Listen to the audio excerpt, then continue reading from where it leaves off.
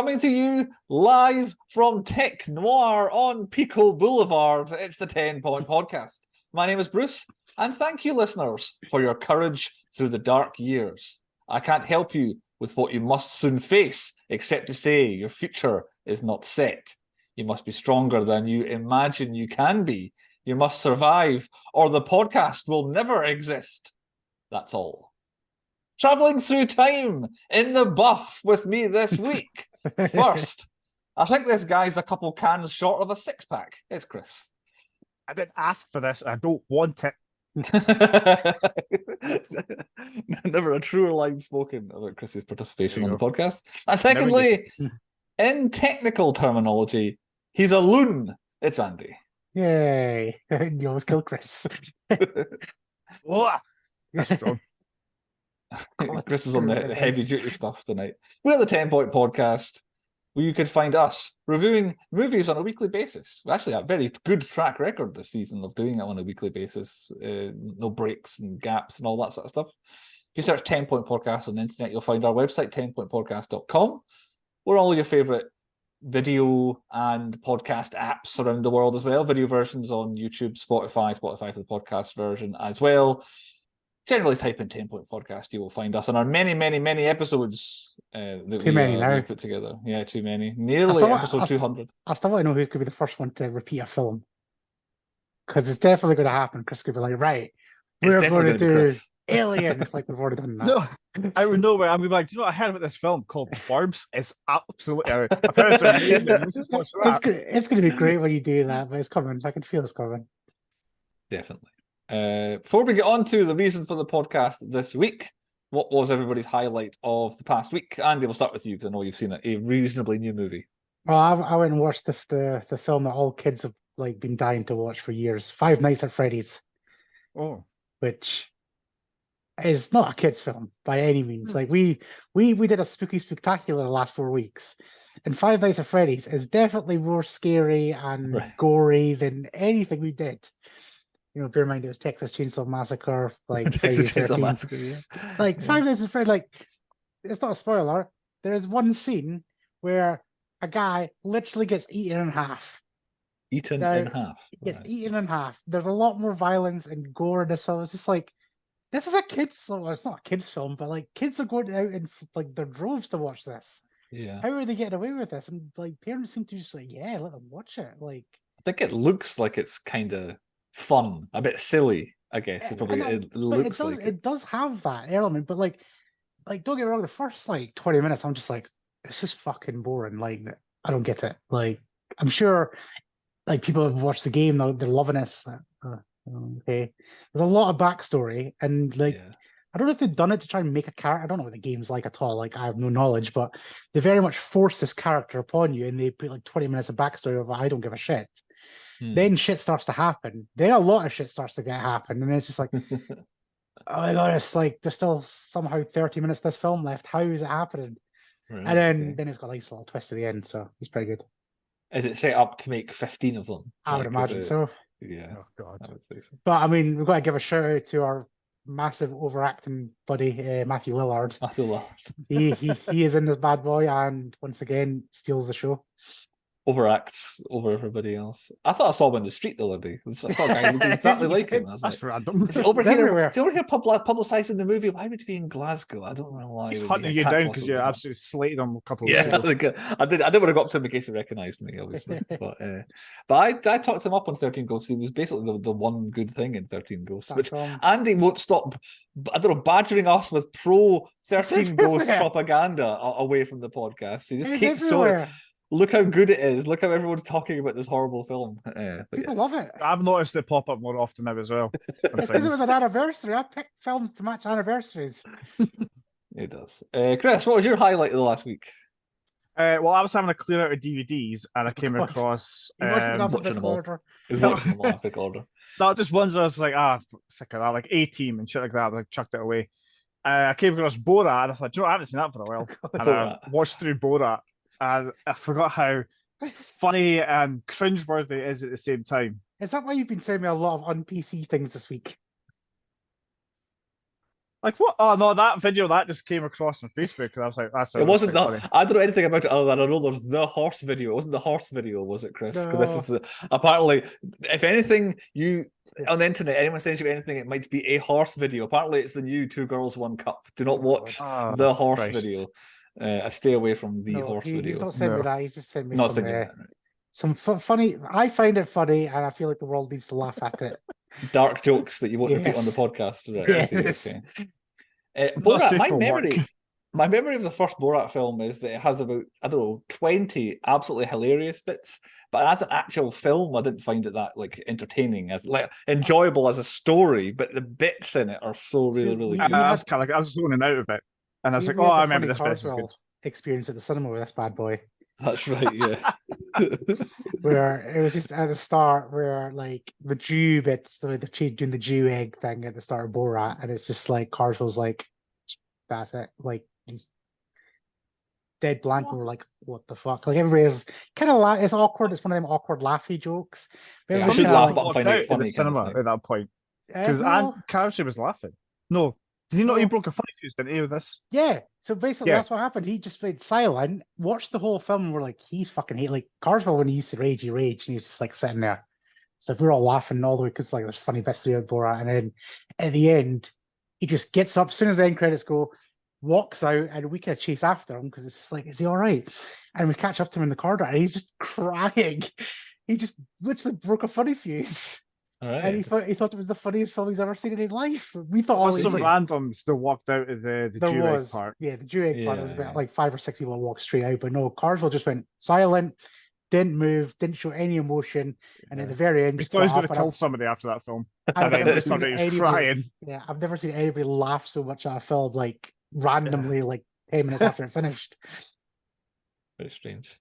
Yeah, I remember thinking it was hilarious. That's why I think when we liked on the podcast, certainly we liked Borat 2 better because I felt like it was a better kind of story that he strung together. It was COVID, it was contained, contained chaos. Exactly. And my highlight of the week is basically the same highlight as in the last couple of weeks. So it's just Loki, but specifically this 4th episode of Loki. If everyone's up to date, there's a new episode tonight.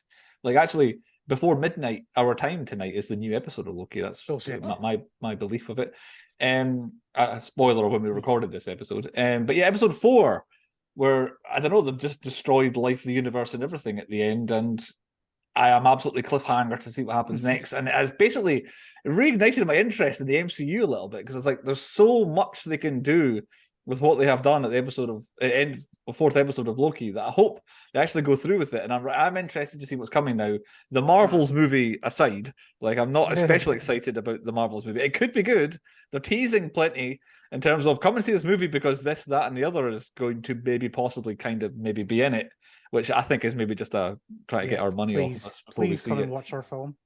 But I'm excited. That last episode of Loki has really got me. Okay, I'm into what's happening. I want to see where it's going. Anyone else's thoughts? I was going to say, like, it's allowed them to bin off a lot of projects because Blade. Looks like that's been binned off officially now. That's annoying because we were big Blade kind of fanboys over here, so we wanted to see a new Blade. That's been binned off, and something else has been binned off as well. I can't remember what else it was. But yeah, it's allowed them to basically bin off a lot of their wrongs, which I always thought would happen. They can tease a lot of things. It's like, oh, we could try this Eternal stuff. Oh, we could try this thing. And it's like, oh, actually, no, none of this shit works. Fuck it. Erase it. Start again. To go back to streamlining it. Like, the original one was what? Because Captain America for Iron Man. Mind you, it looks like 20 different ones going the Deadpool rumors coming out is going to be mental. Because our main man, Carl Urban, is playing a Wolverine variant in it. Oh, really? That's cool. He? So yeah, he's literally spoiled everything for everybody because he was over filming. It's seemingly the direction of Loki is heading Deadpool direction. That seems to be where we're next going to see. They're going to set it up. The Loki stuff is going to head into Deadpool. Yep. Because Owen Wilson is heavily in Deadpool. Right. Okay. So yeah, that's why all that stuff's kind of coming together. I'm quite excited about this and that. And there's bits and pieces, and they keep the kind of crappy stuff kind of separate. I was looking back, they've released a book this week, like the official MCU timeline book, where they put everything that's happened in the first 4 phases. Literally, this is where it fits in. This is where, with little TVA asides and all that. And I'm like, oh yeah, remember the Eternals? Like as you mentioned it, I was like, oh yeah, the Eternals. Like, oh yeah, they did make a Black Panther 2 with Namor in it and all that. Jade still maintains she never saw that film. It's like, you were in the cinema watching Black Panther. I was trying to explain to her who Ironheart was, and she's like, you've just made up a hero. I don't know who Ironheart is. Like, yeah, the girl Iron Man. And she's like, no, I've never seen this person before. You were in the cinema. So yeah, the last couple of years has just been, it's not been good for Marvel with the memory, certainly, for everybody. Anyway, there were our highlights of the week. So actually thumbs ups across the board there from some things. On to the reason for the podcast this week. On point number one. Point number one. What's the point? The 1984 action sci-fi The Terminator, co-written by Gail Ann Hurd. Her writing credits are solely Terminator based. Anything is this one film and then characters created by, and it's everything Terminator-ish beyond that. But she's a producer as well. Produced films such as Aliens, Tremors, Armageddon, Hulk, The Punisher, The Incredible Hulk. So I don't know why she did both Hulk and The Incredible Hulk, which seems kind of strange that she was involved in both. And then very heavily involved in The Walking Dead and its expanded universe, probably is where her most recent sort of fame and fortune has come from, is The Walking Dead. But mainly a producer, because the film, written and directed by James Cameron, famous for, according to the internet, these 4 films: Aliens, Titanic, Avatar, and Avatar: The Way of Water. They are the 4 things he is famous for having written and directed. The second Avatar, I know, yeah. Absolutely guff. Rubbish. We've covered James Cameron before, as in we've done Aliens reasonably recently, so if you want to hear us go in depth on James Cameron, go back to the Aliens, or even the Avatar podcast, where we've covered him before. He won't show up in the universe, because we don't do directors like that, but we have done him at least twice before, James Cameron. The film stars as the Terminator, Arnold Schwarzenegger. The internet tells me he's famous for... with buns of steel. Famous for The Terminator, Terminator 2 Judgment Day, Last Action Hero, and The Sixth Day. They are the 4 films which Schwarzenegger is famous for. I would dispute they are the 4 Arnold films. We have covered him before, as in we did Last Action Hero, but we've also done other films for him too. And I feel like we'll be back to Arnold Schwarzenegger again in the future. He's going to be a mainstay of the 10 Point podcast through our 1 million episodes, whatever it is we're going to do. Won't dwell too much on him now. Co-starring as Kyle Reese, Michael Biehn. Is that how you say it? Biehn, as in like Bean, Sean yeah. Bean, Mr. Bean? Yeah. Michael Biehn, famous for The Terminator, Aliens, The Abyss, and The Rock. We covered Michael Biehn when we did Aliens, so I wanted to do too much in-depth on him as well. Our third star as Sarah Connor, Linda Hamilton. Here's someone we can get our teeth into. Linda Hamilton, famous for The Children of the Corn, the first ever Children of the Corn movie in '84. I didn't realise she'd actually made that before The Terminator. Came out the same year, obviously. But Children of the Corn, The Terminator. She was in the Beauty and the Beast TV series that comes up on a weekly basis on this podcast. I don't know how we always get the Beauty and the Beast TV show coming up. She then returned in Terminator 2 Judgment Day. She was in Dante's Peak. And then basically did nothing until Terminator Dark Fate. Well, certainly nothing successful. Terminator Dark Fate, she came back. And you can probably confirm this. She was in the Resident Alien television series. Amazing series. You used to watch that. And, spoiler alert, maybe she's in season 5 of Stranger Things as Linda Hamilton, which I did not know until I did my research, which is coming out in 2025. I did not realise it was as far away as that. I thought we were also, fun fact, I've snogged Linda Hamilton. Well, there we go. We can shut down the podcast now, really. Winner. Taking that. Andy wins. End of podcast. Any more context to that, or are we just going to leave that hanging? Andy? No, just that. We'll leave it hanging. Right. He's done that. I was able to get our 5 stars because of the people we've covered before. These all appeared before the Terminator basically appeared at the credits as Detective Hal Vukovich, which I think is the first time I knew of his name. I didn't know his name was Lance Henriksen. He was just Lance. Oh, he's Henriksen. called Hal. I thought he was called Ed. Oh, no, the other one is Ed. There you go. Some change the other one is Ed. Lance Henriksen, famous for The Terminator, Aliens, and Alien 3, very briefly at the end, which we have done both of, but we did not cover Lance Henriksen in detail. Also famous for Hard Target, The Quick and the Dead, the Millennium television series, which I have never seen a single episode of, but I just remember in my youth it being advertised all the time. Is the X-Files spin-off? Yeah, exactly. That's right, yes. He was in Disney's Tarzan, the animated Tarzan. Was Lance Henriksen, yeah. He played one of the key roles. I can't remember what the name of the character was. But the big ape. It's not called Rorschach, but it's something like something like that. Yeah, you're right. It's something like that. He was in Alien versus Predator, the first one of those. And I did not realize this until I read it. Probably his most famous role of all is Call of Duty Modern Warfare 2, where he plays General Shepard, Captain Shepard. He's a bastard in that film, and a game I hate him. Yeah, so it might be his most I don't know, most seen, most heard performance that he's ever had would probably be Call of Duty 2 or Modern Warfare 2. Fun fact on Lance Hendrickson, he's a nice guy. All right, okay. Not really quite nice enough. Not quite nice enough to snog. No, but, he likes to gamble. Right. He's a good gambler. Good. And then the fifth one, he was like at the end of the main stars as Lieutenant Traxler, Ed Traxler, as Chris mentioned, Paul Winfield, famous for Trouble Man, which I don't know other than in one of the Captain America movies, he keeps getting advised to listen to this Trouble Man soundtrack. It turns out Paul Winfield was the co-main star of that film. He was in Star Trek II, The Wrath of Khan.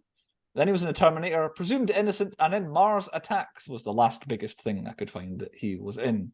Paul Winfield as Lieutenant Traxler. They are our five main stars, as you want to call it, main characters in the film. Terminator in 1983, made on a budget of $6.4 million, opened in the US, taking $4 million on its first weekend. This is the 80s. I mean, how things worked differently back then. Final US gross, $38 million. Final worldwide, $78 million. 10 times its budget. No wonder it got 12 spin-offs over the last 50 years afterwards, whatever it was.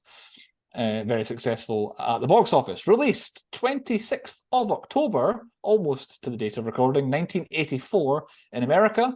It came to the UK on the 11th of January the year after in 1985. As was standard, those release dates meant it was eligible for the 85 awards season. I thought it would maybe sneak in, but nope, not one Oscar nomination for the Terminator on any grounds. No Razzies either. They made up for it in the second one. Yes, exactly, they did. MTV Movie Awards do not exist, to my knowledge, yet. So we'll have to go all the way down to the 85 Saturn Awards to find a major award ceremony acknowledging the Terminator. 7 nominations at the Saturn Awards of 85. Best Music, it was nominated. It lost to Gremlins. I'm sure that came out during Gremlins. It did, definitely, yeah. Best Makeup, it was the winner of the Saturn Award for Best Makeup. Best Director for James Cameron, he lost to Joe Dante, the director of Gremlins. He won Best Director at the Saturn Awards that year. Best Writing, James Cameron and is it Gail? What was her name? Gail, you said. Gail Ann Hurd and James Cameron won for Best Writing at that award. Best Actress, quite blatantly Linda Hamilton. She's really the only female person in the film that has anything to do. She lost to Daryl Hannah for Splash. That's where she plays a mermaid, I think, isn't it? That's Daryl Hannah in Splash. So. Nominated for Best Actor, Arnold Schwarzenegger. I thought it might have been Michael Biehn, but Schwarzenegger, he lost to Jeff Bridges in Starman, a film that I've only ever seen the name of and know nothing else about.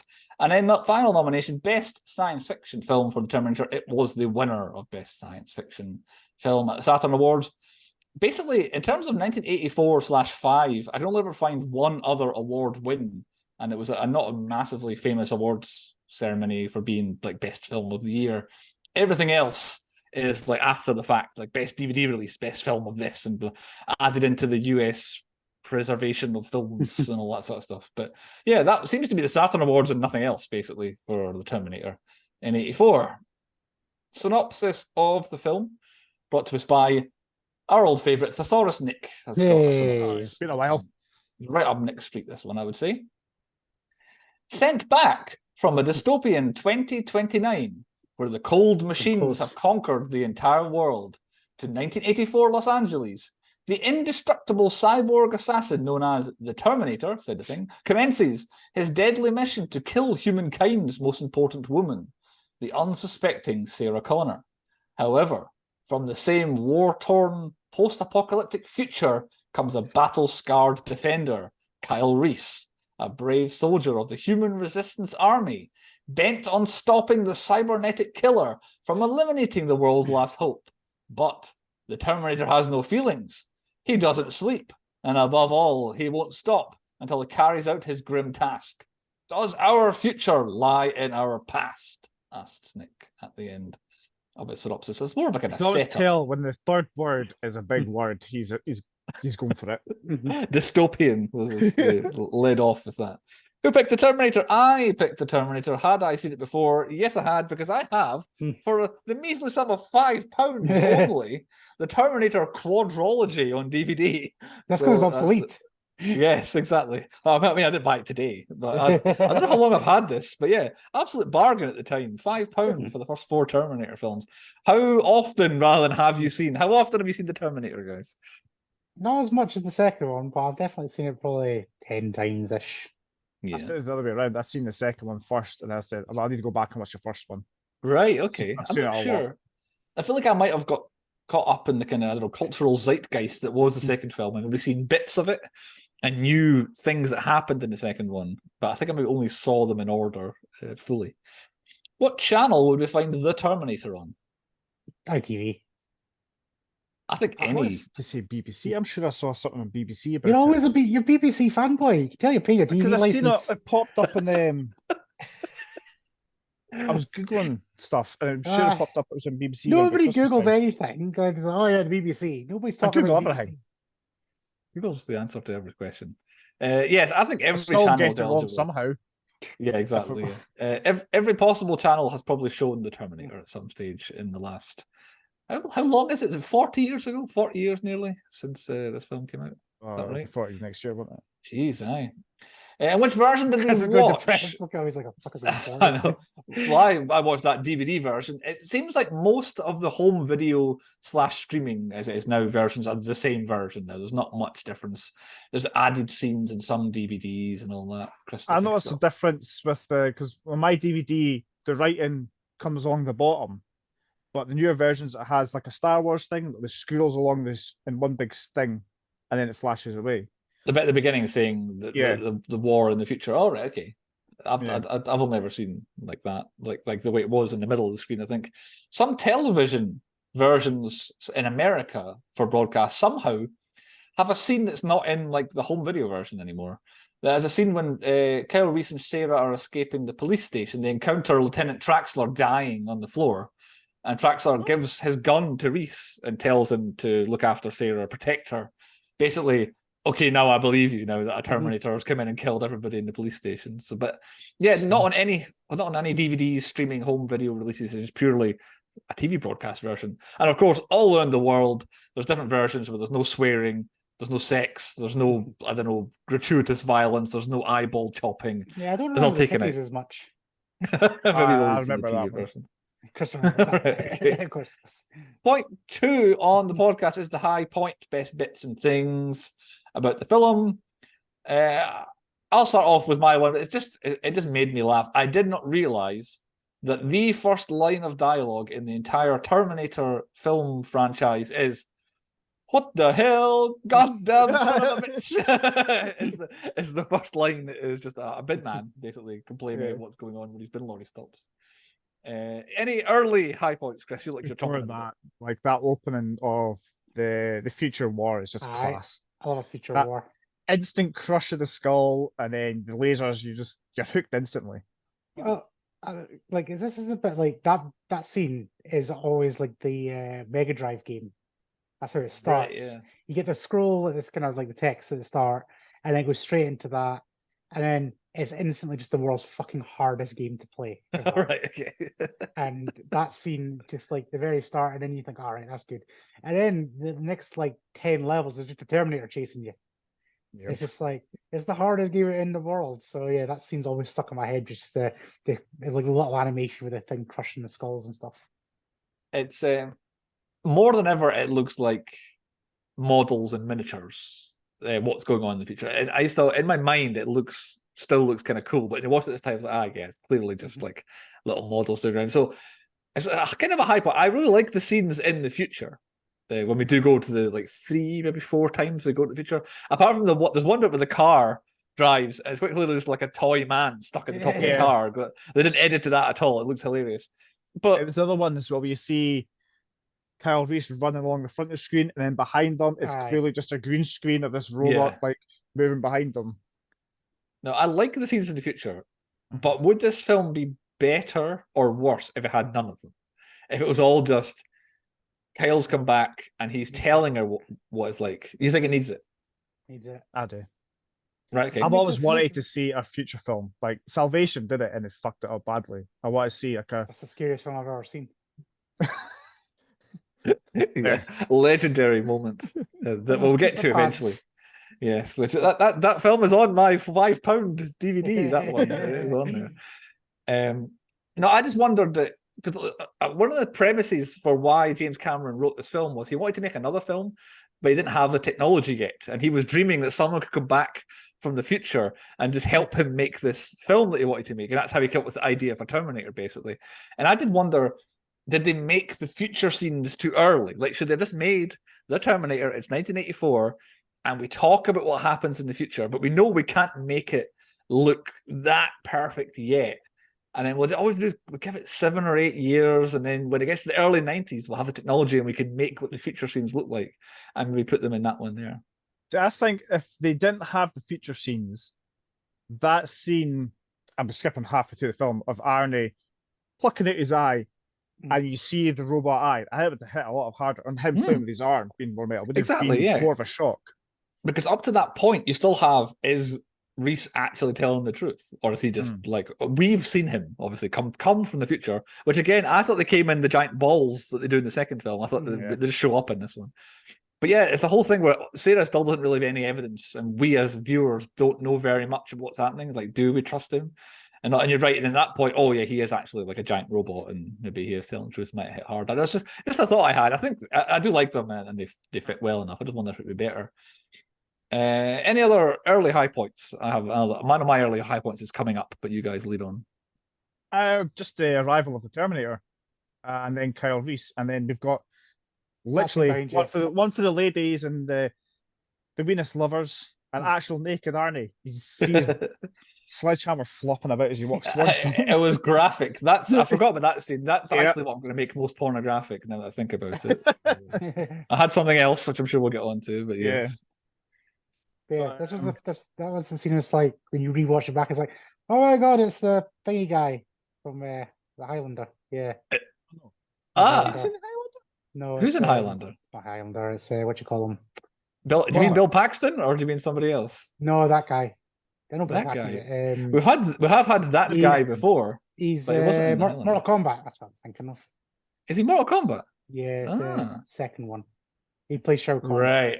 Okay, so we've not seen that. So I was like, no films that we've done showed up on my His line in faces just appears in places. Yeah, he does. Mortal Kombat. I always get him and the Kurgan mixed up with Kurgan. Right, yeah. Mr. Krabs. Yeah. Actually, he might be another Kurgan and another Highlander. I don't know now. Maybe he is. Maybe that's where the confusion is. Because in the Highlander TV show as well, he might be in that. I don't remember exactly. So my any more to be said on Arnie wanting these poor punks' clothes and punching one to death? It's just a good scene, isn't it? Yes. Did you actually rip his heart out, or did you just punch through his chest? I think he punched through him. I think that's because I don't think he was holding anything. I think he lifts him up like that. Yeah. He drops him. And I think his hand is just covered in blood rather than he's holding anything, I think. Okay. So my first high point after the ones we mentioned is the gun shop scene, which is now behind me on the video. That was another show. It's like, oh, it's him from Gremlins. Yeah. I was like, I made my notes. I love this shop owner guy. He's amazing. And I've now since worked out who he is. And Arnie asking for the plasma rifle always gets a laugh out of me as well, because he's pushing his luck at that point. He's like, I want that I've one. never noticed that before. Yeah. And previous things like the plasma rifle with phage, things like what I see is what you see. Is what you see. And it goes back to ordering them again. Like, I'll have the 9mm, or I'll have that there.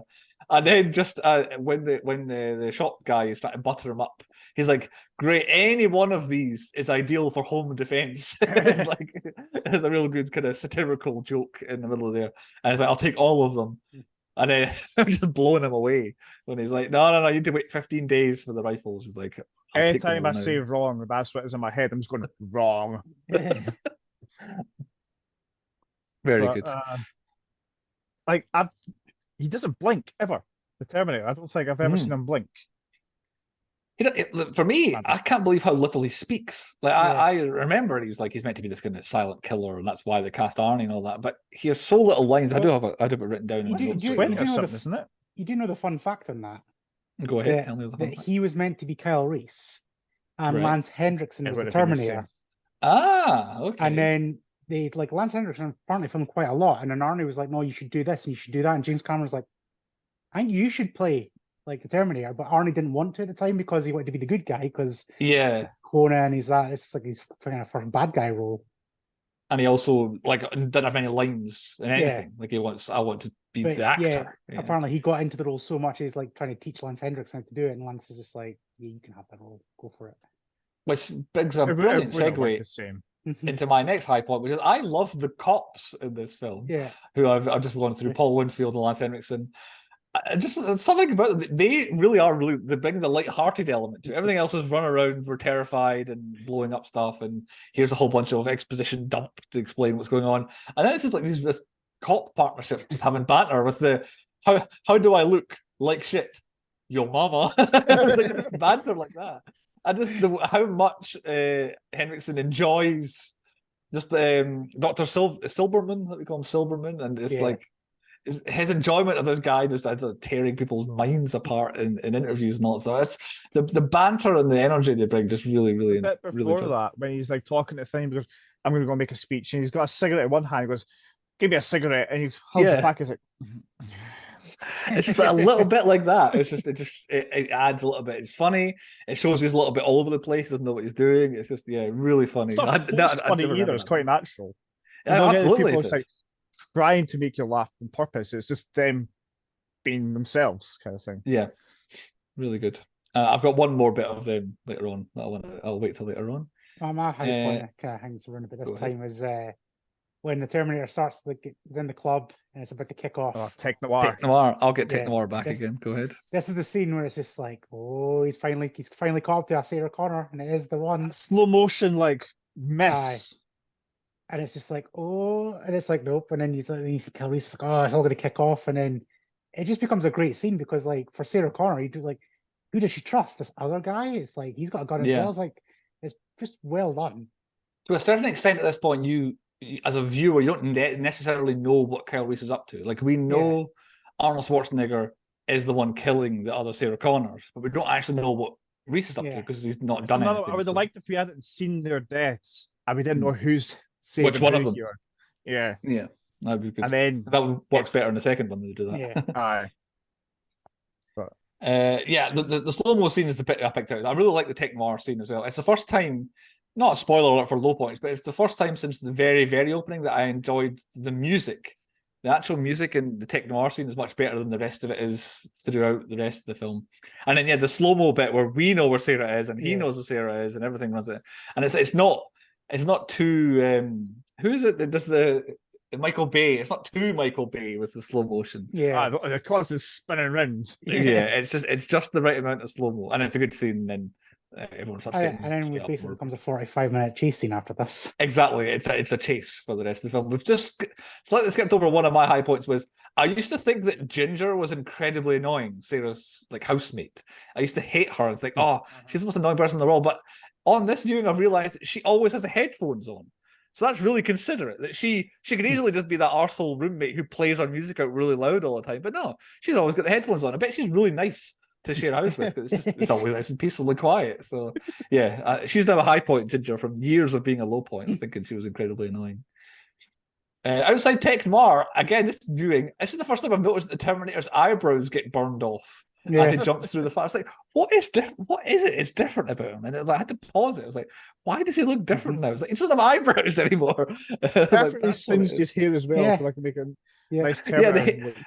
Yeah, exactly. To make him look even kind of more like, it looks more like Michael Myers basically after this happens. I think that's more of a kind of Shatner mask style look. Any other high points? I've got a couple more. We're getting toward it. Basically, if Andy says, the rest of it's just a chase. So it's all explosions and shootings and escapings. But and my next one is, well, after the next chase where obviously they get arrested and he crashes his police car, he's repairing his arm. Kind of briefly touched it before.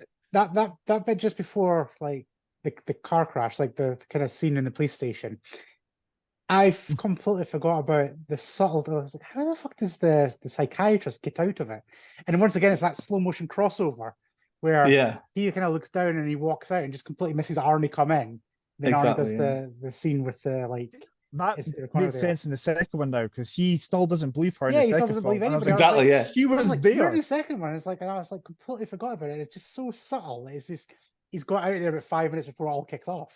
He also wouldn't recognize the Terminator either because, like, it quite clearly doesn't look at. There's so much. Like, if this was George Lucas, I would believe that he had gone back and changed the first one to fit the second one. But there's so much in this film that seems like it was specifically designed to come back in a second one that was 8 years away from being made or whatever. It's incredible how well they sync together. Such a mundane little scene, but makes so much more sense in the second one. It just I was like, in this show, and I was like, oh my god, that's amazing. Completely forgot about that bit. So coming back to my cops again, the other bit I want to hit on is they're watching Kyle Reese doing his like testimony or his interview basically with Dr. Silverman, and they're just dismissing, oh, he's crazy, and then Sarah's like, but the Terminator, but he punched straight through a window with his fist or something like that, and then Lance Emerson just goes, he's probably on PCP, and she's just like, oh, okay, like it absolutely cracks me up. I wonder though, because this is literally just before he's repairing himself. He's like, he's got body armor. He would take a couple of slugs to the chest. He'll get right back up. He'd be fine. Lance explains it as, oh, he's just broke his hand. He'll never feel it for days. Yeah. And then you just see him poking his eye out afterwards. With a broken hand. Yeah, exactly. And every time, it's not until the I'll be back scene starts that I remember he just drives a car clean through the front window of the building. Like I always remember that he says the I'll be back thing, which I don't know if that's Andy's fun fact, the arguments they had over what he should and shouldn't say in that scene. That was a fun fact. So Schwarzenegger was like, what's it? I think Schwarzenegger, I believe he said I'll be back sounds too feminine. And it sounds too more robotic as well. I will be back. It sounds I will be back or something. And there was one other option he had, and James Cameron's like, no, I'll be back. He's like, no, it's too feminine. The robot should be more I will be back. And then I think Cameron, the whole thing at the end was with Arnold, you be the actor, you do the acting, let me be the writer and do the writing was how it ended. And Schwarzenegger, I think he has to hold his hands up and say, aye, okay, you were right in the end, James. But that was one of my fun facts that I had for later on. Car/motorbike chase into a big explosion with a tanker. That's where I am now. Yep, pipe bombs. Thumbs up all the way from. You missed like the whole massacre at the police station. Oh, that was the police station. Yeah. Arnold, piece by piece, kills everybody in the police station. Yeah. That scene's incredible. It's him walking about with two guns, bang, bang. I've counted deaths as I always do. However, I have also used the noise because I know the Terminator is so precise. Anytime I hear a separate burst of gunfire in the background, I know that's one of the 30 policemen in the background that he's shooting. So, but it's good like watching it like that as well, that you hear him again, and it does add up. That it is basically approaching all 30 policemen in the police station he does kill as it goes through. Okay, now yes. Big explosion, motorcycle, pipe bombs. Anything to add? It's great. Arnold on a motorbike always works. Like, I think that might be the next picture. Carry on. Well, other than that, I'm at the bits. I'm at the way. I'm basically, I've singled out what's behind Andy is just the Terminator skeleton itself. The look of that, just like the fact stripped off. Like, 8 times. Like it just keeps coming. Like it is. Like, this is the Terminator bit. It's like you just pipe bombed the shit out of it. Just being crashed into a lorry. Then it's like coming. And then it's just like slowly just gets skinned more off, and then it's just even the crawling at the end. It's just like it's still coming for you. This is a bit metal it's actually made from, like adamantium or something. I wonder. But yeah, and then I think it's a reasonable ending. I'm not saying it's the greatest ending in the world, but Sarah kind of she does something not too crazy. Obviously, the whole point of the story is meant to be it's the beginning of her going from. I don't know what is she like? Is she a teenager still, Sarah Connor? I think she's still quite young, or something like that. Yeah, she's still a teen to beginning to become this military leader. Basically, that was not quite that. So the end, it's still believable that it's a couple of days later, and she would trick this thing into following her, and she could turn a button on. Like she's not had to do anything too mental, because Kyle Reese did all the rest of the work. He blew up the tanker. Yep. And then blew up the Terminator with a pipe bomb. So it's reasonable ending. I think it gets away. The final girl escapes and wins. It does leave a lot of questions for the second one as to how nobody would believe her after finding this robot like practically still gripping her. Exactly. And then, like, there's evidence. Surely somebody somewhere saw this happening. Oh, yeah, there was a guy driving a tanker at them and all that sort of stuff. Yeah. Well, that's why anything? Cyberdyne Solutions are. That's another thing. Cover up. Mentions of Cyberdyne and Skynet and all that sort of stuff. It's all there, ready for the next few films and all that. Point 3, is it? Time for the low points? Yep. Point 3, the lows. I touched on this briefly. I'm not a fan of the chase synth music. Anytime a chase is happening, it's like it sounds like someone's leaning on a keyboard in the corner. I've never noticed how annoying the music is until this viewing. I was genuinely going to get a soundboard and then just start mashing it when you guys were talking, because I thought I'd be able to do a better soundtrack than that. It's so distracting and annoying. But once again, like, they fixed all that in Terminator 2. Absolutely, the music is infinitely better in the second film. But yeah, a low point for me is anything exciting is happening. Yes, it's like it's like the most 1983 soundtrack of all time. Like, it can't be any more electro noise than that. But yeah, irritating. Chris, any low points from you? It's a big question.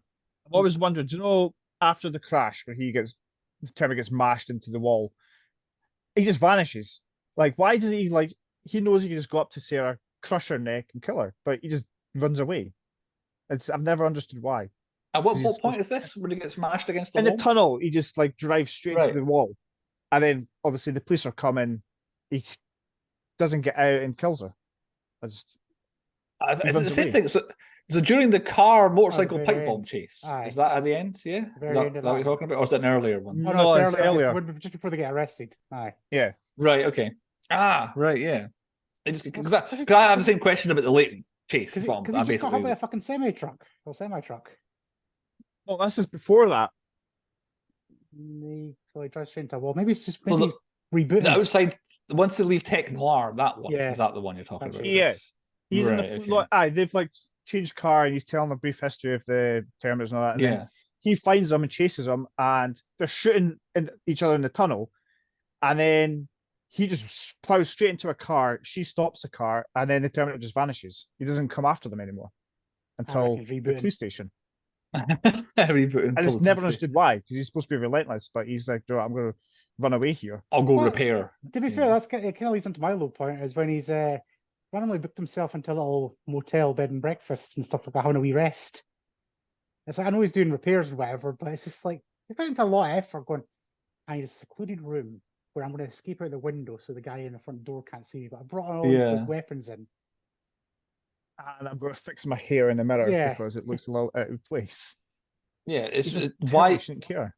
Why would he need a rest room? Like, basically, he doesn't need rest, he doesn't need food, he doesn't need sleep. So why? But that whole scene though, like I'm sure it was cool back in the time when it was just like a mannequin head, but it's not so bad when it's like going on and it's like he's ripping his eyeball. It's like, that's fine. But because it goes on so long, and then suddenly he puts his glasses on, it's like, well, that's back to being Arnie. I know that. Yeah, you can tell. Yeah, you can tell. If it was just a kind of quick, like, pull his eyeball out, fine. The fact is, it was there for so long, and you got a full thing. It's like, it's almost like he keeps goes like that, constantly checking, and then he puts his glasses on. It's back to Arnie. It's almost like the makeup artist or the designer that did the headwind, right? James Cameron. I have spent fucking hours in this. I want at least 30 seconds of this on film, or I'm quitting. It's like they pushed their luck with it. They're like, "Oh, this looks really good. Oh my god, it's really, really good." Yeah. And keep showing it. It's like, it's a bit too much. And also, it's a different color. Like, could they not? Yeah. Somebody somewhere clearly could have painted it. This is like the Rock's waxwork, isn't it? Yeah. I didn't fix that either. God, they said they fixed it. But yeah, you're right. It's a good idea if we just saw bits and pieces of it. Yeah. And I think they were overconfident. Yeah, and especially when you watch it in 4K Ultra HD now, it's just like, why? It's all blurry. You can kind of maybe get confused by it. Yeah, no, you can't now. A low point for me early on is like this whole thing doesn't happen. It's not a long period of time happens during this film. How did the police release the details of that first Sarah Connor getting killed so quickly onto like the news? Like it happens like the first day that Arnold is there. Like he arrives in the middle of the night. The first day he goes to Sarah Connor's house. Sarah Connor, yes, kills her. It's the wrong one. By the time Sarah's at work, that day. Yeah. It's on the news. And like, oh, Sarah Connor was murdered. It's not like she's a famous person. She's a housewife or something like that. Why did the police release who this woman was to be on the news at like late morning, early lunchtime news? It just, other than to fit the story of the film, it just kind of annoyed me that they got out that quickly. I feel like if it had been two and then they were both on the news, oh, two Sarah Connors have been murdered, that makes a bit more sense than the first one just being on the news, if you know what I'm saying. We never see the second one, do we? We just see the first one. I believe that's true, yeah. We know she gets killed, but we don't see it happening, yeah. On the same note, what did Kyle Reese do all day? So he arrived in the middle of the night, approximately 2 a.m., because it seems after Arnold, because Arnold's there first. He runs from the police through a shopping centre with synths happening, steals a gun from a police car, goes, finds a phone book, doesn't throw the guy away like the Terminator did, which is hilarious, I meant to mention that. Just finds the phone book, looks at it. Then we see Sarah going to work, finding out the other ones on the news, working an entire shift, getting home, and then Kyle Reese is hot wiring a car at dusk and having a wee kip in the car. Right, I can explain this. He found a shirt, that's what he did. I do have an answer as well, Andy, but carry on. This is exactly what you would do, right? You've came from a post-apocalyptic world. The food isn't very good. The first thing I'll be doing when I get back is trying all the 1980s delicacies. I heard McDonald's is good. Exactly. So I would definitely be putting myself into a food coma. I would eat like fuck. I would get my clothes and that sorted. I would eat a lot. And then I'd have to have a lot of power nap and I'd probably woken up at dusk. My answer is later on in the film, he says to Sarah Connor that what they do in the future is this, that, and the other, and they stay down by day. So maybe it's a force of habit that he's like, it's daytime. I need to keep quiet and keep myself out of the way. And then when it's nighttime, I can go back out. So maybe it's force of habit. But you've reminded me of something else. I can't take credit for this. Some randomer on the internet I saw talking about this. In the film The Terminator, Kyle Reese is an expert at acquiring things. Yep. He can go find out and he can acquire all the stuff to make pipe bombs. He can acquire guns. He can acquire endless ammunition without going to a gun shop like what Arnold does and all that sort of stuff. But there's one thing Kyle Reese can't do is he can't change out of the piss-stained trousers he steals off the tramp as soon as he arrives in the middle of the night. The same pair of trousers stolen off a vagrant for the entire film he has on. His last days on the planet. He's used to. He's in the dystopian future again, isn't he? It's the same pair of kicks the entire way through. This just made me angry. I had to write it in my notes. News reporter in the police station. Lieutenant, are you aware that these two murders happened in the same order that they appear in the phone book? I just got angry. There's a 50% chance of that happening with any murders. Like, one of them has to become ahead of the other one in the phone book. Like, it doesn't, like, the fact they have the same name is the trend. It's not the fact that, oh, you have a middle name that comes, but like, it doesn't work with just two like that. Like if it was three, but oh look, they're literally in the order they are on the phone. It's a movie magic thing. Nobody, even in '84, they would be jumping to, oh, they must be using the phone book to find these Sarah Connors. It's not how it's a 50%. He could have accidentally gotten the other way around. And oh, where's the trend then? They never would have got the phone book. But that just annoyed me. Other low points. I have three more, one of which we've kind of touched on. I have a couple of ones near the end. Sarah outrunning a semi-truck. Yeah. Fair point. Well, I mean, Kyle Reese as well. A very injured Kyle Reese outrunning a semi-truck. Yeah, very injured. And he jumps into a bin, which Ari could just went, oh, fuck that. Splat. That's him gone. I'll just come after you now. I did think the bin's like, why has he jumped in the bin? The truck's going away from him, but it did cover it in fire when it blew up. So fair play to him. On the truck note, goes on to what you were saying earlier, Chris, what I thought you were talking about. So during that motorcycle pipe bomb bit, Arnie shoots, he knows he's shot Reese, because you can see that he's shot him and he's a robot, you could tell. And then Sarah flips the car over. So the Terminator falls off his motorbike. And instead of just walking over and flat out murdering Sarah Connor with his bare hands, he commandeers this truck, does a massive U-turn on the bridge, and then like just starts driving towards them, which not knowing she's like 100 meters. Like, did he like flip over the barrier to the other side of the road, or what? Because she's on the left side, he's done a U-turn to come and get her. Yeah. Because he wandered over to get the truck for some reason. Instead of just think, there's my one purpose, is to go and kill that girl over there whose bodyguard is on death's door and she's just flipped a car. Oh, I know what I'll do. I won't murder her with my hand, which I can punch through people. I'll go and get this lorry. Like, this looks like the perfect murder weapon. Which, another. I think Arnie's circuits must have got frazzled when he was in the fire at Tech Noir or something like that. Is Kyle Reese the worst stalker in history? That's the question. I was stalking somebody. I can see you, by the way. Yeah. Right It's behind like me. she walks past him on the street and he's like just looking at her. And then it walks like 5 paces behind her. And then she goes in a door, so he just goes and stands and looks in the window of the building she's going in. But it does get the girl, which is my low point. Their sexy time. Right, okay. Like, but why? Like, she like just met this guy like a few hours ago. Yes, It was literally. the mortality bang. She thought she was going to die. She did it one more time. Or the pity and he was bang. a virgin apparently, so she had to break his virginity. So I think it was a pity one. Jade claimed it was too explicit, and I should be watching it when I was sitting watching it. So it definitely was. It was completely out of content, really, for the film. Like, it just like, here you go, some grotesque new day. Here we go. Her other review of it was, why is his grip so tight on what he was handling during? Like, he had a full on. Never letting these go in the middle of the scenes. It's like, why is he holding on so tight? Is what she was saying. It is. We should do this more often.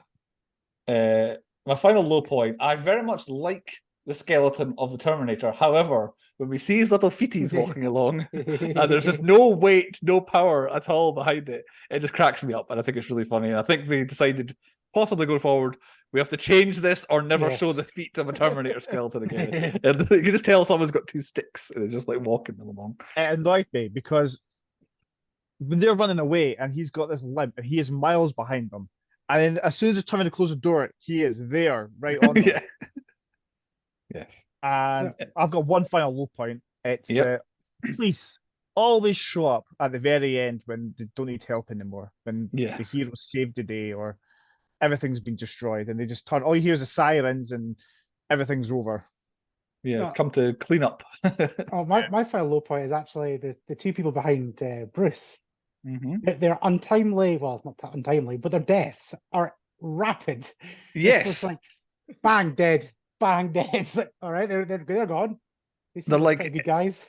The 4th and 5th characters in the film, and they don't even get like a see you, never mind a cheerio. Yeah. Like they're just like. One of them goes, and you're like, "Oh, that's a shame. I really liked him." And the next one's just straight after. Oh, you're dead as well. Oh well, those characters who have been, because they're like POV characters. We cut to them and them only. Like it's not because Sarah's in the room with them or Kyle Reese. Yeah, we actually see parts of the film from their point of view. And you're right; they're just gone in seconds. Yeah, that like it's a great scene, but like Lance Henderson gets done the dirty. Just like you're out, fucking bad, gone. Yeah, at least he gets is it Paul Winfield gets the buy, go and save the day scene that gets cut from the DVD versions, but no, Lance Henderson. Lance Henderson just walks out the door, bang, dead. Oh, he's dead. Started off as a Terminator and doesn't even get a buy. So before he comes running into, there's Sarah Connor and goes, "You stay here," and there's like locks the door behind him. So it's like, right, Eterna's getting you before he gets me. Yeah, to be fair, that is the scene because she's like in the middle, like the corridor's there. She's in a middle room and he's in his office. It's a great bit. Any more lows? Is that us? I think that's me. I think that's highs and lows. Point 4 on the podcast is the stats. 5 shits, 9 F-bombs. Some well-timed F-bombs in this film. Very well delivered.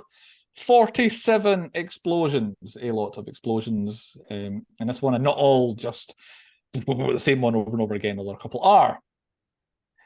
Deaths. Across the internet, I found 6 different numbers that all disagreed with what my count was, so no one knows. First question I had to ask you, did Bill Paxton and his other pal get killed along with the one who got punched to death, or did they escape? No. Nah. I'm going to say the clothes guy survived. Yeah. Bill Paxton just got knocked out, I think. Right, so it's only 1 death from those 3, because that was my count was just 1 death. I don't understand why a Terminator would leave witnesses. Exactly, because he doesn't in other times leave witnesses. But I'm not sure because it gets the guys close. Die.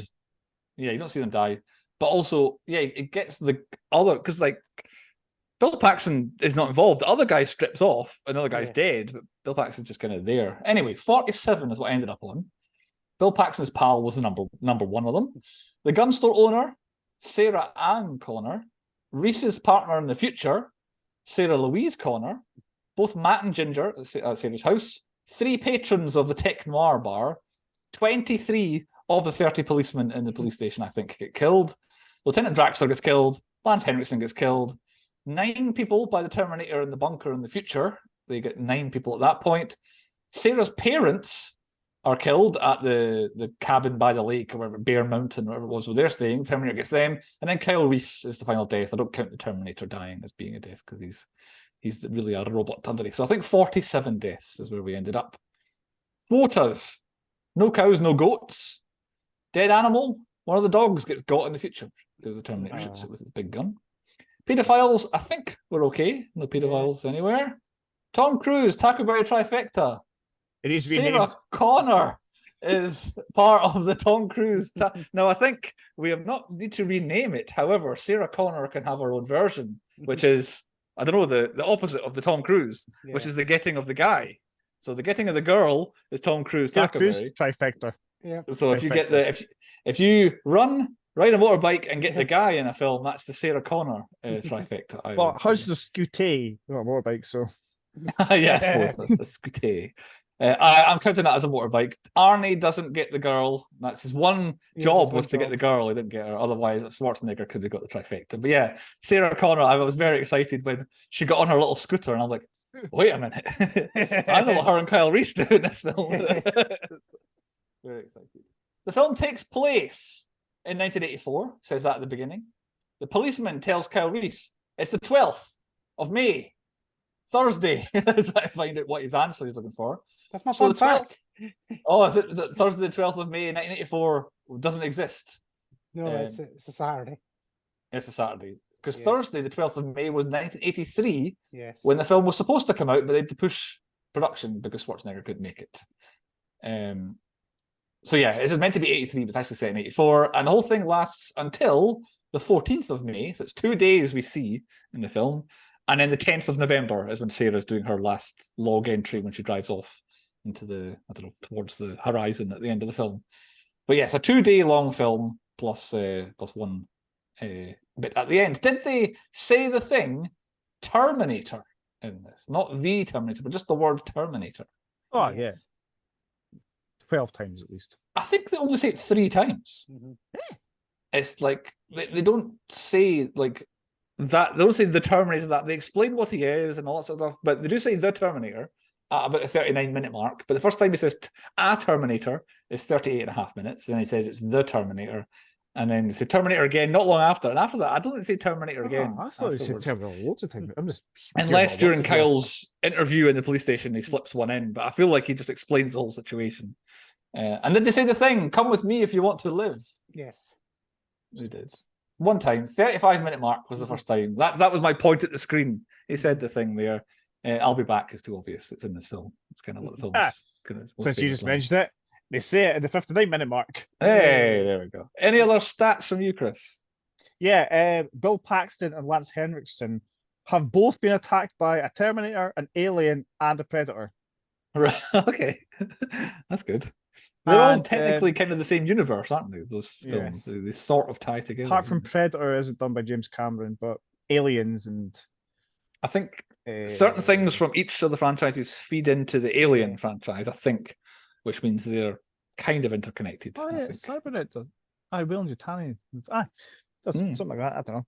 And another little fun fact: apparently, the Terminator has like an organic heart to pump blood around the body, which is why the guy, when he comes to the door, says it smells like shit in there. That's because Kyle Reese has ruptured the heart with one of the shotgun shots, and it's not pumping blood around him. It smells like shit. It smells like he's raw. Right. Okay.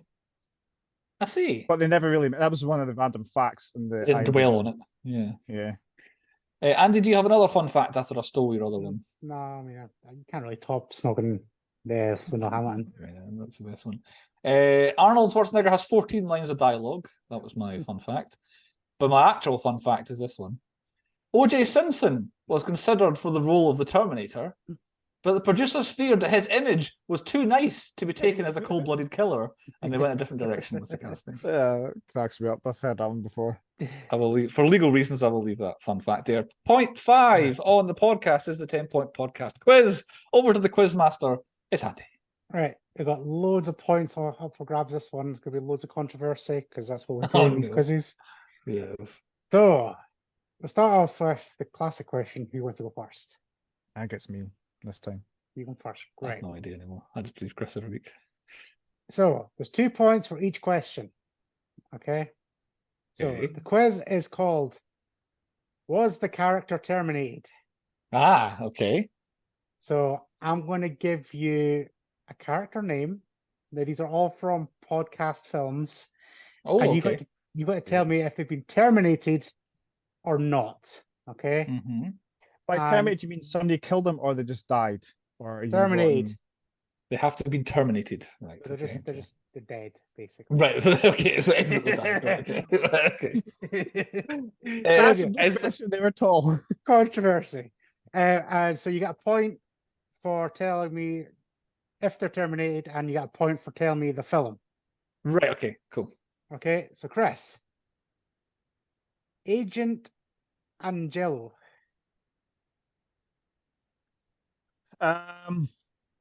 I'm going to say yes and Face Off. 1 point. Do you want to say go for the steal? You got the terminated. Do I know right. what? So it's just the film that's wrong. It's the film is wrong.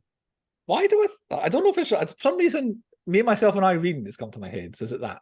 It's not. It was Point Break. Right. It was Gary Busey. Right. Okay. Oh yeah. Angelo, not Angelo. Yeah. Yeah. So I could see it in my head still.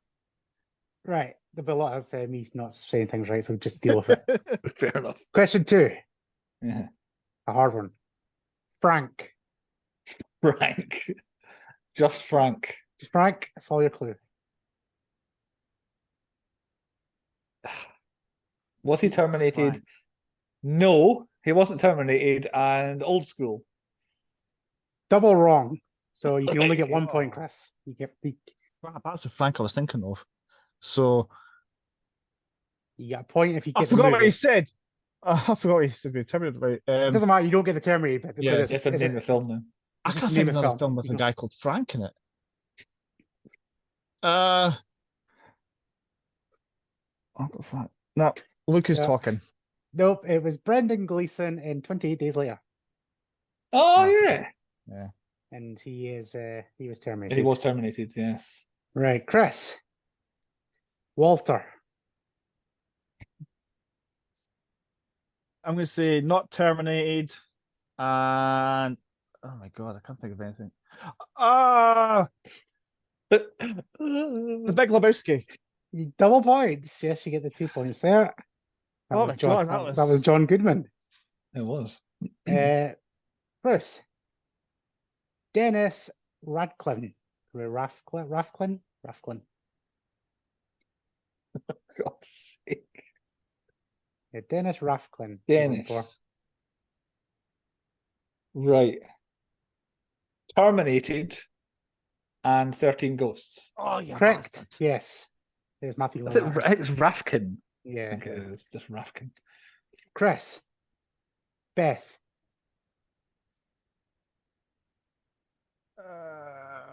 Just the first name is hellish. Yes, terminated, and Friday the 13th.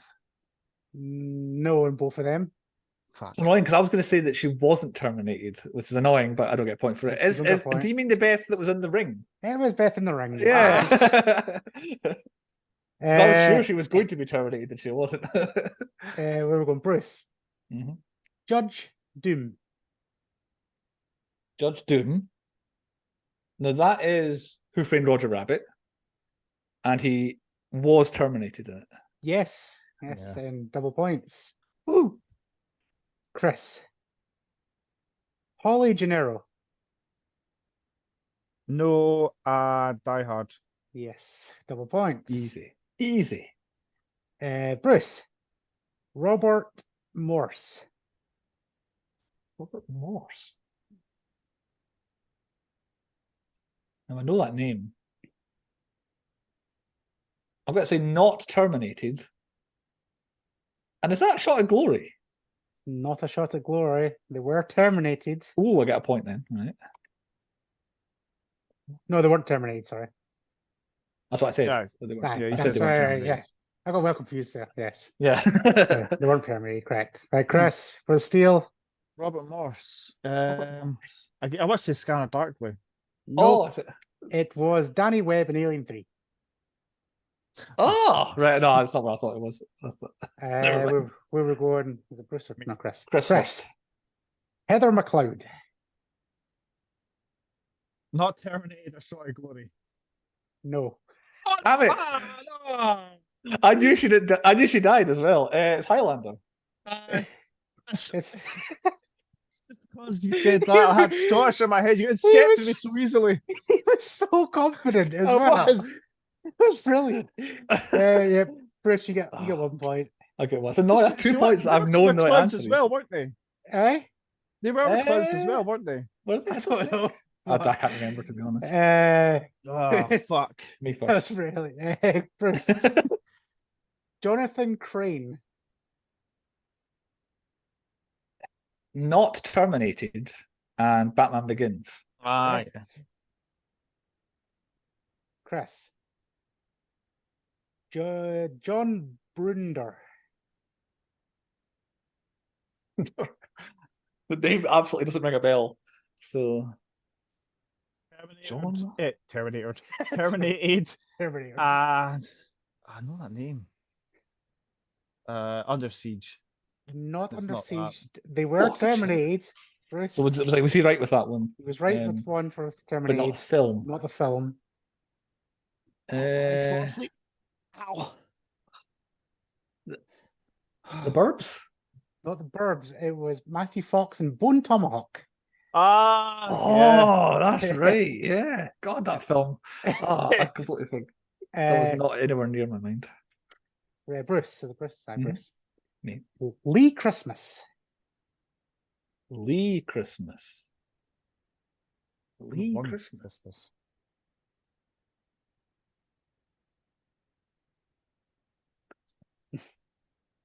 Not Terminated. You're right. They're not been terminated. Terminated. Lee Christmas. It It rings a bell. It's not Lloyd Christmas. It's not Dumb and Yeah, Dumber. that's what I've got in my head. No, But it rings a bell. A pass. I don't know. Throw it over to Chris. I can't think of anything. I'm just going to say Dumb and Dumber. Nope, it was Hopefully you Jason say his Statham name in The wrong. Expendables. That's right. The Expendables. That's right. Do we need a tiebreaker? Or is What's there the a score? I silver? don't know what the score is. 10-6 to me at the moment. Don't need a tiebreaker then. So Oh, so do I get like triple points here to win the game, or is that it? None of that. Last week. No, nothing like that. any final questions, Andy? All right, okay, we'll do a puzzle one, and we'll do it for 4 points. Right. Okay. You got buzzing. Needs to be Okay. 5 Now- for me to win. We have to buzz because it's 2 answers, isn't it? So, Yes, you have to buzz. Okay. You have to get them both right. Yes, you have to get both right or no points. Okay, you ready? I'm trying to give you one name and then buzzing. Okay. Stansfield.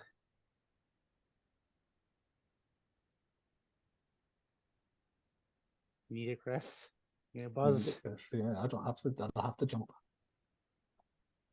You gonna take a stab, Chris? I don't think he's got it. He's not got it. No. That it was Stansfield was terminated, and it was Gary Oldman and Leon. Ah, yes, that's it was. So Good stuff. Chris wins. Woo, I won. I have no idea how the quizzes have gone this year. Normally, I've got a fair idea whether I'm winning or we're close. Well, I don't know. I think you've got a few tainted wins, so. I think so. I offered you up a tainted win. Bruce had a Oh, that one, yeah. Well, it's hardly tainted. Point 6 on the podcast. Movies of the movies. Chris, the 10-point podcast universe. If you hit once Surprisingly a again. lot. Yes. Daryl Mapson, who was a bar patron with Sarah at the payphone, was in City Slickers 2 as a train conductor. Well, I missed him. There's already loads more. So, Yeah. Patrick Penny, who was a bar customer, was in DuckTales as additional voices. right, I missed him as well. There's still hundreds. So. Philip Gordon, who was a Mexican boy, The photographer. was in Three Amigos as Rodrigo. He was like the Mexican boy in Three Amigos. I knew I recognized him when I took the photographs. Like that kid, I can't know him this much from just this one scene taking Sarah Connor's photograph. And he's the wee picture. He's the wee kid from the Three Amigos, which I thought was amazing. And he's like, his name's Philip Gordon. I know. That's since you've been talking about how familiar he is, Brian Thompson. Yes. He was also in Three Amigos. He was a German. Yeah, yes, German's other friend. Yeah, I think he was also a German, I think, yeah. But he was definitely Mortal Kombat 1 and 2, by the way. It was. Right. Hall of Fame inducing, Bill Paxton. Eligible is the word you're looking for, Bill Paxton. That's the word, eligible, not inducing. Edge of Tomorrow as Master Sergeant Farrell. Haywire as John Kane, her dad. And Aliens as Hudson. Yep. So he's on 4 now. He's on 4. And I think he was never nominated. I looked at the full kind of plethora of nominations that we had, and he was never nominated before, as best I could tell, Paxton. So in the running.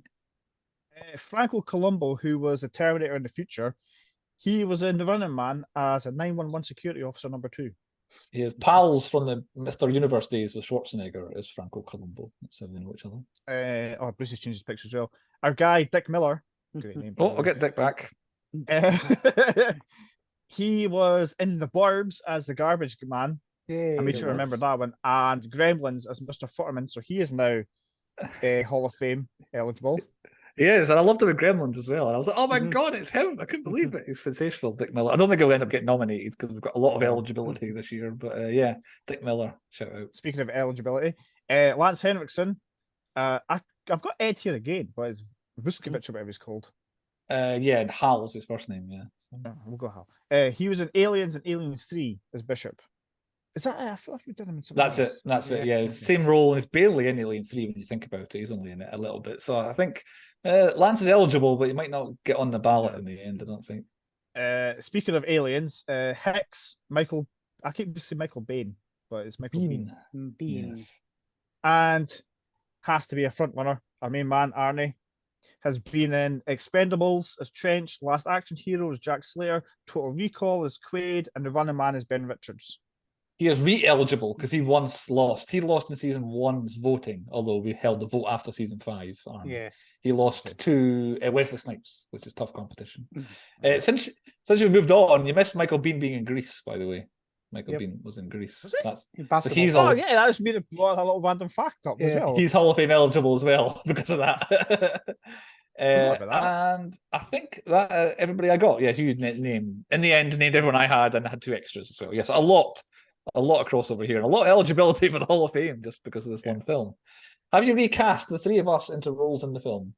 I was going to put myself as Dr. Silverman because I always miss the action. Whether I'm out in the pub, I'll be there all night. I'll go home 2 minutes later. Oh, you missed this big fight. I was like, fuck's sake. And then I was going to put Andy as Lieutenant Traxler and you as Hal, Bruce. I'll take it. I'll definitely take it. But I've decided that that's you, Bruce. That's okay, you, I'm Andy, getting naked. And then that's me. Because I'm a gobbish shit and I can see me being the one getting killed. So I recast this into the films every week as well. And what I do is I've got me hyphen, Andy hyphen, Chris hyphen. And I always put in who we are. This week, however, I did it differently. I've just written at the top instead, either we're the 3 punks or we're the 2 cops in Silverman. It's not written. Brilliant. So me and Chris absolutely the exact same answer. So perfect. I can't change it, Chris. It's absolutely ideal what I thought you were going to be. Could the Terminator have come out in 1995? No, it could. Terminator 2 was 1991. We're way ahead of things here. And there wasn't a Terminator movie until 2000 and... When did Terminator 3 came out? No, 2003. 2003, I think it was. Yeah. So it's a big gap. Terminator 2 was so good that they couldn't make any for a while. Yep. Does this film reference The Wizard of Oz? I don't think so. I feel like it was maybe no water in this one, is there? No water, no. Sarah does get swept off into a world she wasn't expecting, but it's not the direct reference. Dead Man Walking. There's a Tin Man. There is a Tin Man. Good shout. Yeah. Tin Man. Very good. That's what the metal is made of. He's made of tin. There we go. Dead Man Walking. Matt, Ginger's boyfriend. He was a goner from the absolute get-go. Who is in the wrong movie? This is really difficult. I kind of don't remember the cops, but I've just got the last scene where the Sarah is like the headband of the car with the dog and all that. I forget that's in this. That feels like it's Terminator 2. That's one of the George Lucas scenes. That feels like we'll put this bit at the end of the first one and it'll tie it all together. It does not feel like it's the same film. That photograph shouldn't be in this film. That's in the second one. It's mad. I couldn't come up with anybody else who shouldn't be in this movie or who's in the wrong film. It's quite difficult. Really. No, I can't think of anybody. Nothing really comes to me. And the trope I would like to see die. It took Sarah 1 day to fall in love with Kyle Reese. That stuff needs to go. Chris, what's your trope? I've got two. One that needs to die, one that doesn't. I mentioned before, the bad guy like vanishes without anybody noticing, despite the fact that they're watching the car. Looking at it, yeah. Yeah. The one that I don't want to die is when the bad guy is in a cop car and it pans up and it says to care and protect or to serve and protect. And he's going around killing people. Killing people in the cop car. I love that trope. I can't see the to protect and serve without thinking it's an Itchy and Scratchy cartoon in The Simpsons where one of them's in a cop car and it says to protect and sever on the side of it. I always think of that. Andy, what's your trope that needs to die? Mine's pretty much the same as yours. Like one night stands and when you're in danger, it's like there's a fucking kill machine after you. You're not that safe. That was another one of Jade's meant. Jade seemed to really tune in when that explicit sex scene was happening. Like, is that them two? The last time I looked at the screen, she was fighting him off in a car. And I'm like, yeah, that was like a couple hours ago, but she's changed her mind now, basically. It's the amount of time she goes being terrified from Kyle Reese to falling in love with him. And even our note at the end to John is like, we only knew each other a few hours, but we had enough love for each other for a lifetime or something like that. It's nope. Like, you were desperate. Yes. You wanted your hole. Point 7 on the podcast, the one thing that this film has, it will always have, the one thing that defines it. I'm actually changing mine in the middle of this year, but Andy, what's your one thing from The Terminator? The Terminator. The Terminator. That was my initial. That one. That was what I had, which I'm changing. Chris, what is your one? I'll be back. To that. That's what I'm changing it to. I think I'll be back. You can't say I'll be back without thinking, someone else thinking, someone mentioning, saying it in the voice. I'll be back is the thing, is the one thing from this. Chris is right, Andy is wrong. Sorry. It's a fucking Terminator. Yeah, but that's in the other one. The skeleton keeps coming back. They say I'll be back in the next one as well. Yeah, he says it more friendly. It does. The skeleton looks better in other ones. Yeah. It does say it more friendly. You're right. It does. And then he says, "I'm back" in the third one, doesn't it? Yeah. Point 8: nominations for the Temple Podcast Awards. Chris, lead us off, and we'll see whether you're right. Argument here. I think best actor is Arnie. He doesn't say much, but he fucking nails it. I had Linda Hamilton because I thought she was all right. I'm going to go with Terminator. I really don't know where it fit everybody acting wise. Arnie is good at what he does, but is he the best actor or is he supporting? He stole somebody's job. He stole his job for being a better robot. Fair. Dr. Silberman, I love him, but he's not actually in it that much to fit our categories. And Linda Hamilton's good, I think. But I don't know. Was Linda Hamilton best acting, Arnie support? Arnie's 14 lines. Yes, and he nails every single one of them. Exactly. Those 14 lines were so memorable. Yep. Right, fair enough. Arnie wins. I'm putting best supporting as I can't point through the screen to use the Draxler behind you. Right. Okay. Fair enough. He is also my most underused. God's sake. Right. Oh, well, maybe I'll go Linda Hamilton. Linda Hamilton. Yeah, Linda Hamilton, sporting, yes. But that's supposed Schwarzenegger's build first, I guess. But yes. I thought Linda Hamilton's good, so I'm putting her there. Okay, fair. Okay. So, sorry to Paul Winfield, who doesn't get the supporting. He's my most underused, though. Both the cops are both most underused. I've honestly got Arnie as most underused. No, he's in the right. Jesus hell, this is bad. This one. Right, Paul Winfield underused then. Perfect. Oh, the two of them. Yeah, I want Lance Henriksen. Lance Henriksen as well. Best badass is the Terminator. Yep. Yes, I can agree. Yeah. Okay. Despite the fact they die rapidly, the best team is the two behind you, Bruce. So I've gone for Kyle Reese and Sarah Connor. Yes, that is the team. Oh, I'll accept that. Blah, blah, blah. Best villains, Terminator. Yep. Mm-hmm. Best death, I put the punk at the start. Yeah, me too. No, mine's the evaporating guy in the future. Like Kyle's buddy, and they're like there, and then suddenly the Terminator goes bang, he just explodes and goes evaporating, and then Kyle just runs. I think straight punch to the chest or whatever, murdered, is the best death at the beginning. It's been him in the shop, just the guy, him just going wrong, boom. It's quite funny, yeah. But nah, I think Punk Except punched to death is right. Okay. You can argue with me on this one if you want. Stupidest character is literally all the cops in the precinct who like are hearing people getting massacred. They're like, I'm just going to jump out and try and kill this guy. Yeah. I can't argue. I don't have a stupider character. Okay. Blah blah blah. Worst plan is wearing headphones around your house because that's how I get my jump scares in my house. If I'm watching a film, I'm walking with my headsets in, I just turn around, the kids are just standing there scaring the shit out of me. So I also am susceptible to this same worst plan, Chris, but I'd keep doing it. But I also think the worst plan is quite overlooked in this film. Leaving a loaded shotgun in an unlocked, unguarded police car. that always happens in these films. That's a trope that needs to die.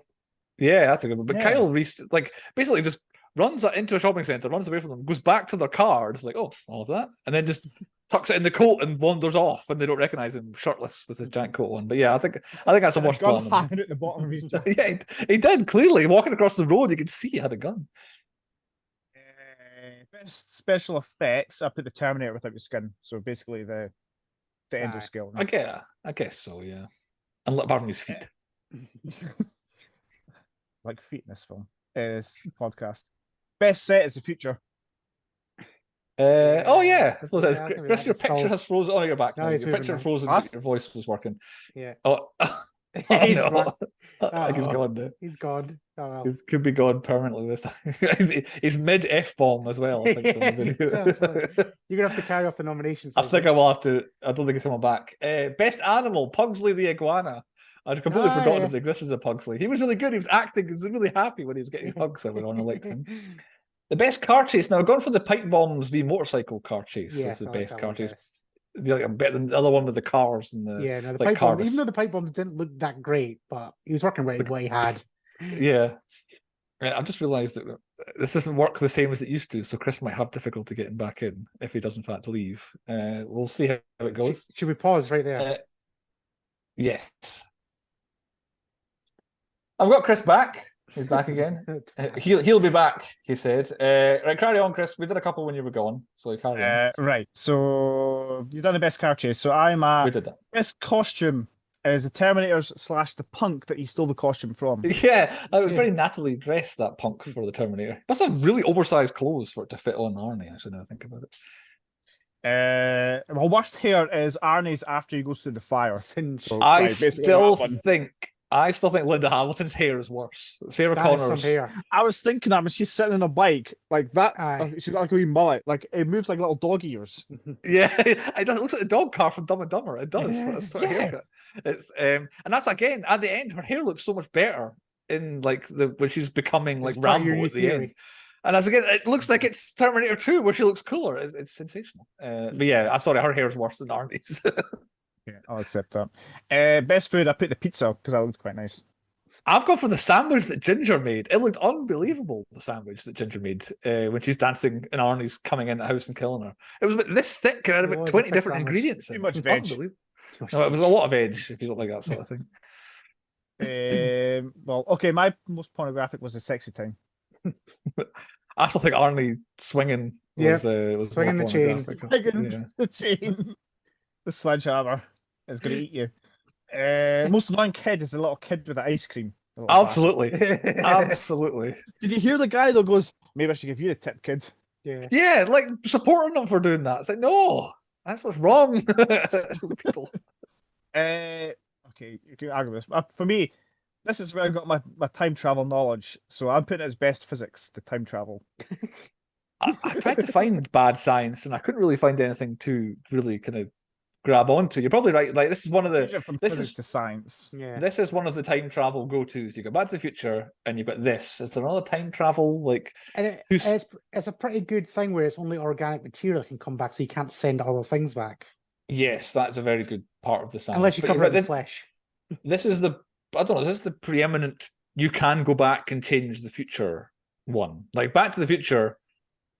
Oh no, Back to the Future's that as well. I guess the end game is now the third one. But these are all the different things you can do to change time and all that. But yeah, you're right, Chris. This is before Back to the Future, isn't it? So this could be this could be the pace setter for best use of time travel.